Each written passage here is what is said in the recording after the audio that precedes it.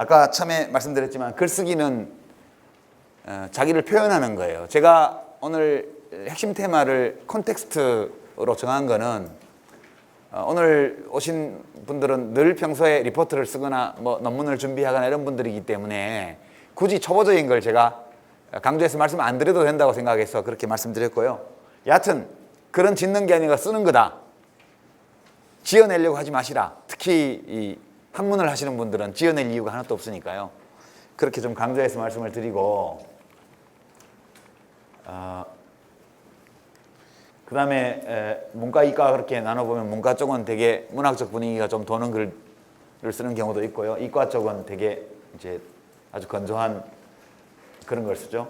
되게 그러나 대학에서 쓰는 글들은 되게 논리적 글쓰기에 해당됩니다. 문예 창작이 아니라면 수필, 에세이, 평론, 르포, 전기, 보고서, 논문 이런 건데요. 이것도 다 어떻게 보면 자기 표현, 자기를 표현하는 글들이에요. 그래서 우선 글을 쓸 때는 기법의 문제, 글 쓰는 방법의 문제 이전에 내가 무엇을 표현하려고 하는가, 내가 말하려고 하는 내용이 있는가부터 점검해 보셔야 돼요. 제가 글쓰기 상담소를 운영을 해보면 많은 상담 내용들이 어떤 게 있냐면 이 질문을 하신 분은 글을 쓰는 기술이 부족해서 글을 못 쓰는 게 아니고 글을 쓸 내용이 없어서 글을 쓰지 못하는 것이다. 이런 느낌이 오는 글들이 많아요. 그래서 글이 잘 안 써질 때는 단순히 기술적인 문제인지 아니면 내가 거기 표현하고자 하는 내용이 없기 때문인지를 점검해 보셔야 되고요. 내용이 없어서 못 쓰는데 그거를 계속 기술 탓을 하게 되면 헤어날 길이 없습니다. 그래서 지금 내가 어느 경우인지 생각해 보시고 컨텐츠가 부족하다, 내가 뭔가 이야기할 내용이 부족하다고 하면 공부를 하셔야 돼요. 그때는 글쓰기 책을 읽지 마시고요, 전공책을 읽으셔야 돼요. 그 점을 말씀을 드립니다. 이건 이제 생략하고요. 이건 제가 그냥 우스개 삼아 문학 글쓰기와 논리 글쓰기 차이를 얘기를 하는 건데요. 이게 안도현 시인의 너에게 묻는다라는 석 줄짜리 시입니다. 연탄재 함부로 발로 차지 마라. 너는 누구에게 한 번이라도 뜨거운 사람이었느냐. 이 맨 마지막 거는 한 줄이에요. 원래 석 줄짜리 시인데요. 이 시는 텍스트예요. 그죠? 그냥 안도현 너에게 묻는다. 그리고 이 석 줄짜리 시를 딱 보면 어떤 느낌이 오죠. 장르를 나누면 뭐예요? 연애시? 그런 것처럼 보이죠. 연애. 사랑하는 여인에게 뜨거운 남자가 돼야 된다는 그런 거잖아요. 연탄재는 다 타고 나서 보잘것없지만 한때는 불덩어리였잖아요. 연탄재가 되기 전에는. 그 불덩어리처럼 뜨겁게 자기의 열정을 불태우고 나서 연탄재가 된 건데, 한 번도 불태워보지도 못한 자들이 연탄재를 함부로 차고 다니냐, 너는 진짜 누구한테 뜨거운 사람이냐 이렇게 물으니까 사랑을 노래한 시처럼 느껴져요. 뭐 그렇게 해석해도 됩니다. 그러나 이 시 역시 컨텍스트를 보면 이제 91년도 작품인데요. 이때가 안도현 시인이 해직교사 시절이에요. 정교조 해직교사요. 그러면 이 시에 대한 해석이 좀 달라져요. 정교조가 뭐 빨갱이다, 뭐 교사가 노동자냐부터 시작해가지고 뭐 지어티거 신문들이 그때 어느 신문이라고 말 안 하겠습니다. 지어티거 신문들이 막 해댈 때, 그때 초기 정교조, 지금 정교조는 또 좀 다를 수 있습니다만 초기 정교조를 창립했던 선생님들의 마음속에 있던 어떤 것을 가장 잘 표현한 시예요. 그분들이 세상을 향해서 하고 싶었던 말일 거라고 저는 생각합니다. 콘텍스트를 뭘 중시하느냐에 따라서 이 시에 대한 해석이 완전히 달라지는 거죠. 이제 안도현 시인은 시인이라서 이렇게 썼고요. 제가 쓰면 이렇게 쓴다. 이렇게. 연탄재 함부로 발로 차지 마라. 부서진 연탄재 네가 치울 거냐. 저는 이제 이런 정도 글을 쓰는 사람이에요. 그러니까 이런 글은 누구나 쓸 수 있잖아요. 우리 모두는 사실 문예 창작을 하는 게 아니기 때문에 이 정도 글을 쓸 수 있으면 되는 거고요. 이 정도 글은 콘텐츠가 준비되고 약간의 훈련만 되면 사실 누구나 쓸 수 있다. 그 말씀을 제가 강조하기 위해서 갖고 다니는 자료입니다.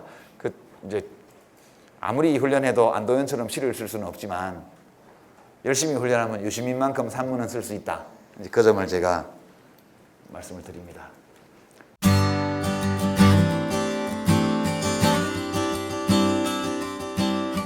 그 다음에 하다 보면 난 어려워, 난 잘 안 돼, 그런 좌절감에 부딪히는 경험들도 있으실 겁니다.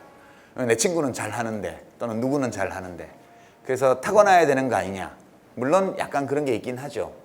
그런 게 있긴 하지만 그래도 우리가 이 학술적인 글쓰기, 이제 직업적인 글쓰기 또는 생활 글쓰기 이런 것들은 재능의 영향을 비교적 덜 받는 분야라고 말할 수 있습니다. 아무나 시인이 되지는 못해요.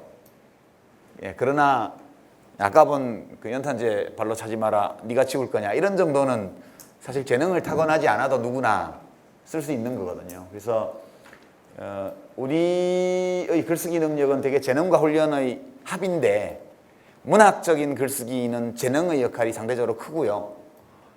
이제 논문 쓰기나 이제 에세이 쓰기나 이런 산문 생활글 또는 학술적인 글 이런 것들은 훈련이 훨씬 더 중요한 역할을 압도적인 역할을 한다. 그 점을 말씀을 드립니다.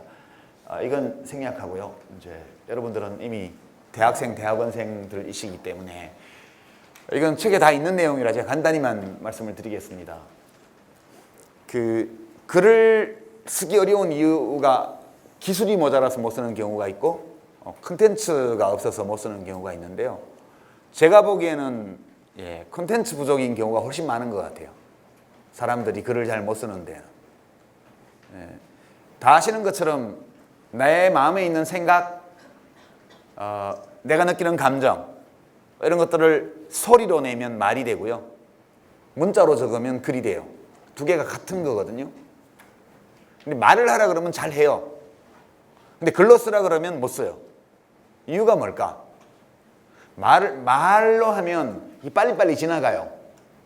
그래서 허점이 있고 좀 엉성해도 괜찮은 것처럼 들린다고요. 근데 글은 고정되어 있고 한번 쓰면 계속 반복해서 볼 수 있기 때문에 그 결함이나 허점이 되게 잘 보여요. 말에 비해서. 그래서 컨텐츠가 확실하지 않으면 그 내용이 확실하지 않으면 말로 하면 그럴 때 뜻해 보이는 것이 글로 써놓으면 아주 엉망으로 보이는 경우가 많습니다. 그래서 글쓰기가 어려워 보이는 건데 근데 말로 하면 쉬운데 글로 하면 어렵다 이렇게 느껴진다면 그것은 컨텐츠 부족을 의심해 봐야 됩니다. 그렇기 때문에 그때는 공부를 해야 돼요. 공부를 하는데 그냥 아무 책이나 읽지 말고요. 정말 교양을 향상시킬 수 있는 책이요. 이 우주와 자연과 생명과 인간과 사회와 역사와 이런 것들에 대해서 많은 정보, 정확하고 유용한 정보를 많이 담고 있는 책을 봐야 됩니다. 그래서 이제 그걸 전략적 독서라고 말하는 거고요. 제 책에 한 30권 정도 이렇게 제가 경험주의적으로 제가 읽어본 책 중에 이런 책이 그에 해당됩니다. 라고 말할 수 있는 게 문장도 좀 괜찮고요. 번역서의 경우에도 그렇고 우리 이 국내 필자가 쓴 것도 그렇고 문장도 괜찮고 그리고 흥미도 있고 느낄 수 있고 이런 책을 제가 한 30권 정도 추천을 했고요. 특히 이제 문과에서 이렇게 전공이 문과이신 분들은 제가 꼭 권하는 책이 코스모스입니다. 코스모스 칼 세이건이요. 그 책을 제가 지금까지 한 5번 정도 읽은 것 같은데요. 제 개인적으로는. 그러니까 저한테는 이제 개안? 그러니까 이 자연과 우주에 대해서 눈을 뜨게 해준 책이에요. 저 같은 문과한테는. 한 번도 살면서 자연과학 책을 읽어본 적이 없었기 때문에 최초로 읽은 책이 이 책이었고요. 이 책을 읽으면서 파인만의 물리 이야기 이런 책도 읽게 됐고 뭐 레이첼 카슨의 침묵의 봄도 읽게 되고 뭐 그런 다윈주의에 관한 책도 읽게 되고 자꾸 그렇게 가더라고요. 그래서 제가 이제 강연할 때마다 문과는 특히 코스모스를 꼭 읽으시라고. 그 인문학 문사철, 인문학이라고 일컬어지는 이 분야는 우리가 무엇인지 잘 모를 때, 인간이 무엇인지를 잘 모를 때, 인간이 물질적으로 어떤 존재인지를 잘 알지 못하는 조건에서 기초를 쌓은 학문들이거든요. 그러니까 지금 우리가 특히 우리 뇌에 대해서 많은 것을 알게 된 최근 몇십 년의 자연과학의 연구 성과, 저는 지금은 나는 뇌다 그렇게 생각해요. 옛날에는 마음으로 느끼고 머리로 생각한다 이렇게 얘기했지만 지금은 다 뇌가 느끼고 뇌가 생각한다는 건 다 알잖아요. 그래서 우리 인간이 무엇인지를 잘 모를 때, 정보가 매우 빈약할 때 인간을 이해하기 위해서 그 토대를 쌓은 게 문사철이에요. 지금은 다르다고요. 지금은 예전에 알지 못하던 것들을 굉장히 많이 알아요. 공자맹자가 모르던 거, 소크라테스가 모르던 거, 플라톤이 모르던 거, 이거 우리가 무지하게 많이 알아요. 그러니까 지금 그 지식을 토대로 고대나 중세기의 고전들을 보면 정말 무식하기 짝이 없는 소리를 막 엄청 늘어났어요. 그건 그분들의 문제가 아니고 그 시대의 한계죠. 지금 우리가 우리 자신이 무엇인지에 대해서 더 많이 알게 된 상황에서는 그렇게 더 많이 알게 된 지식을 토대로 기존의 문사철이라는 이 인문학의 내용과 구조와 이런 것들을 다 재검토해야 된다고 저는 믿어요. 그래서 그걸 꼭 보시라는 거고요. 전략적 도서 중에서 제가 대표적으로 추천하는 겁니다. 자연과학 하시는 분들은 알아서 하십시오.